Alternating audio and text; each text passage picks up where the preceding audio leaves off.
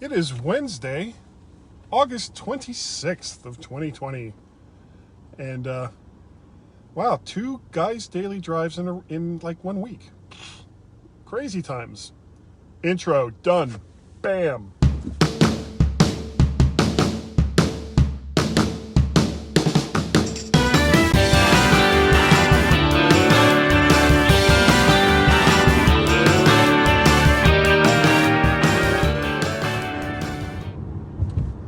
And good morning, purveyors,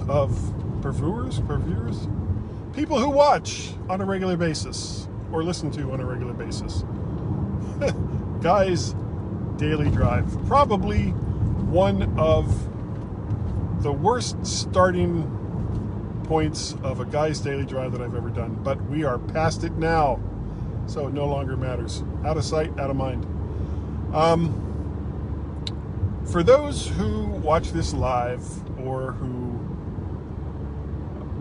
go over to the Book of Faces and look at the original unedited version of Guy's Daily Drive, it doesn't have the intro, it doesn't have the in and the out at the end, you know, the fade ins and the fade outs of audio and video and all the rest of that stuff. Sometimes when I go to do Guy's Daily Drive, I'm not quite sure what it is that I want to talk about. And this was one of those days. I just figured, okay, well, I'll just start recording and I'll figure something out. Well, I did, and it was before I actually started to record. And I see we got somebody there in the chat room. Hello, whoever you are, mystery person. I can't tell because I'm driving the car. I just know that there's someone there watching, and thank you. Thank you for taking the time to come and listen to me ramble. But the main thing I wanted to talk about is, now this year, next month, I'm hitting a major milestone in my life. I'm going to be, I can't believe I'm even saying this, I'm going to be 60 years old. It seems like it was only yesterday, by cracky, that I was running in the yard and throwing frisbees and doing stuffs like that. But, you know, time goes by and you get older and you deal with it. You know, it's not like you have a whole lot of choice about getting older. You know, even if the absolute worst happens and you die, you know, time is still moving on, whether you're around to see it or not. But fortunately for me, I am still here, and I am watching the passage of time. And this September 9th will mark the 60th rotation around the sun for me on this planet. And I couldn't be any more delighted. Except I still wish I was younger. But none of that was what I'm really going to talk about, or had intended to talk about. What I want to talk about today is some of the things I'd like to do if I was retired, if I was no longer having to go to work, and I either had enough money to take care of all my bills without having to, you know, fret and all the rest of that. And I'm nowhere near that yet. My wife probably is, because she's the thrifty one. She's the one that figured out a long time ago that sooner or later you're not going to be working, and you better have money coming in to replace that money that you're no longer earning. So she's been squirreling away for a long time.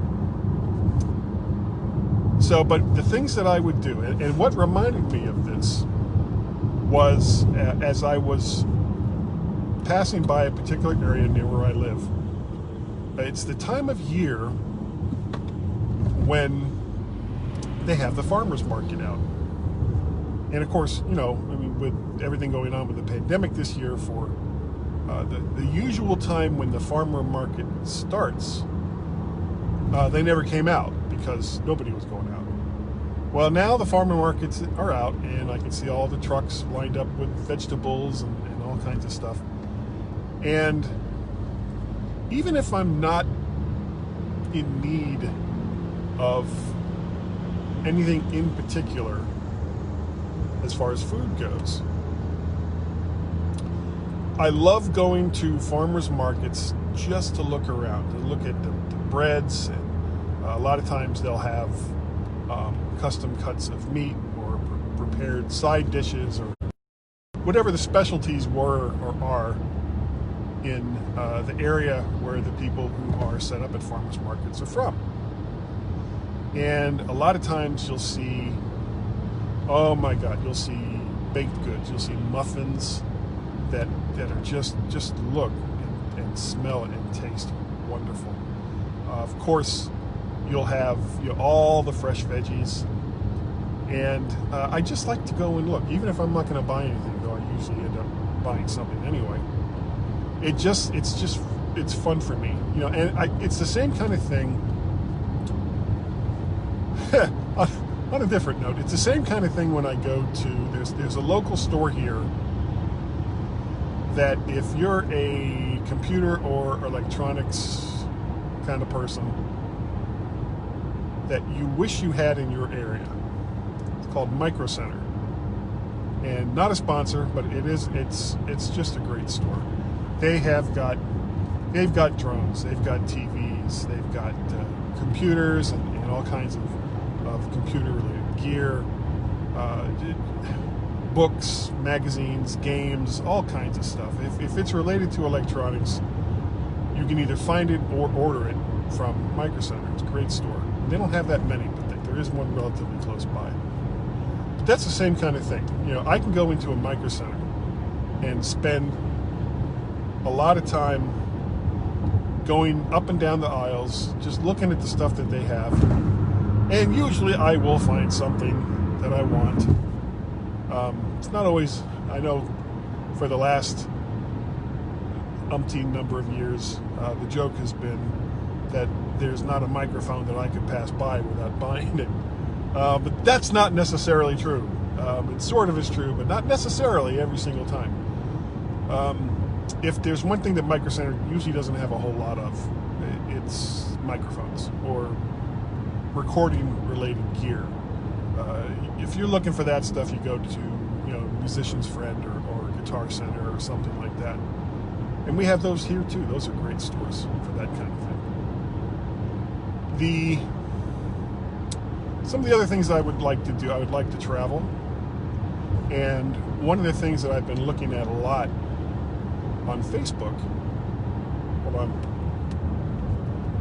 has been schoolies. Now, I've talked about schoolies before, but in case you missed it, a schoolie is essentially, it's a school bus that has been converted into an RV, recreational vehicle, a camper.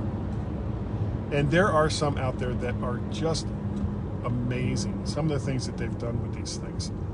And when you look at a school bus, you can have some that are, just super, super long. And when you have something like that, you could turn it into almost anything. There are people that actually live in these things full time. I don't know if I'd want to be one of those people, but you could. You got solar panels on the top, so you've got all your electrical taken care of. They have built-in showers and toilets and kitchens with ovens, and just amazing. If you go over to YouTube and just look up Schoolies, SCHOOLIES, you will find all kinds of things, and they can be pretty amazing. And a lot of these will have, how we made this schoolie. So you'll have how-tos on how to put the electrical in and put solar panels on and route your plumbing and what kind of water tanks that you're going to need, because you need at least two different kinds of tanks, sometimes three, depending on how your setup is. And it's fascinating, and the fact that you can get in one of these, go wherever it is that you want to go. Somebody wearing a mask in your car. Why would you wear a mask in your own freaking car? God. All right, sorry, tangent. Didn't want to go off on a tangent. But and if you have one of these, you don't even necessarily need an RV park. If your destination, like you're going from one part of the country to the other, well, you pull off into a Walmart parking lot, or at a rest stop, or wherever. It doesn't really matter, because you don't necessarily need to hook up to plumbing. You don't need to hook up to external power. It's all pretty much done. So that's something I would like to do. Either acquire an RV. Frankly, a used RV does not fill me with much happiness, or build something like a schoolie. I don't know if I could do it. I'd love to try. I don't know, one of these days. But those are some of the things that I think I'd like to do. Travel more in a schoolie, and travel up and down the East Coast looking for cool spots to surf or attempt to surf, things like that. So travel, farmers markets. I'd like to bake more. I'd like to become a better baker. Just not have to go to work every day, and of course do more recording, write more. I would love to have the time to write more. But I think that is going to do it for today. And I hope whoa, there goes my mount again. I hope you've enjoyed today's Guy's Daily Drive. If you have ideas about what you would do when you retire, or if you're retired and you have something cool that you do all the time, let me know about it. You can contact me, guy@mymac.com. You can also send me Twitter tweets at either MacParrot or VertShark.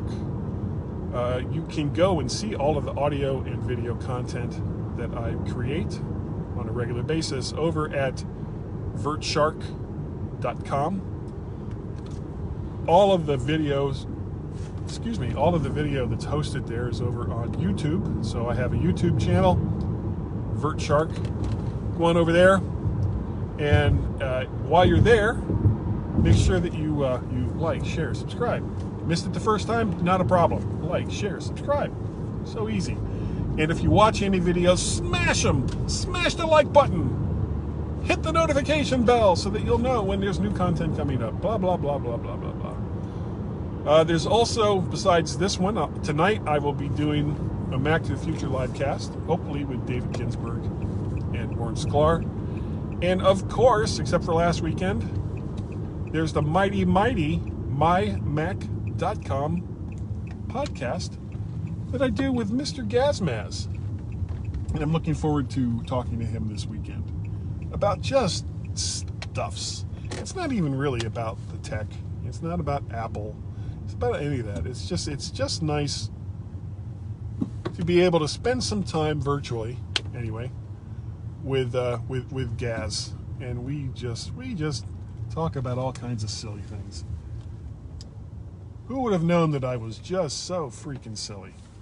But that is going to do it for today. Again, thank you all so very, very much for joining me, and I will see you all next time, right here, here, on Guy's Daily Drive. Bye-bye.